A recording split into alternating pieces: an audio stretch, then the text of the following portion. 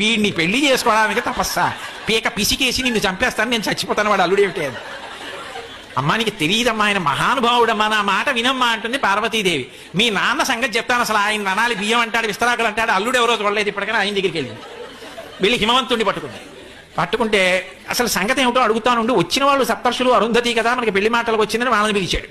అరుంధతివి చెప్పింది, కాదమ్మా నా మాట విను, నీ అల్లుడు సర్వలోక భర్త, ఆయన మీ మనసులు పాడవడానికి ఇలా చేశాడు, దానికి ఒక కారణం ఉంది, కానీ మీ అల్లుడి రూపం అది కాదు. అప్రాకృత శరీరంతం అతిమన్మథరూపిణం ఘృతరీతి ఘనీభూతం సచ్చిదానంద విగ్రహం.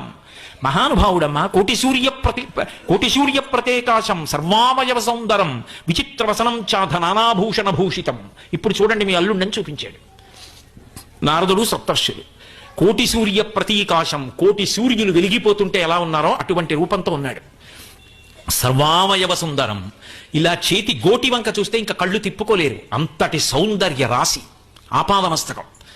కోటి సూర్య ప్రతీకాశం సర్వావయవ సుందరం విచిత్రవసనం చాథ, ఎవ్వరూ కట్టుకోనటువంటి అద్భుతమైనటువంటి పట్టుబట్ట కట్టుకున్నాడు.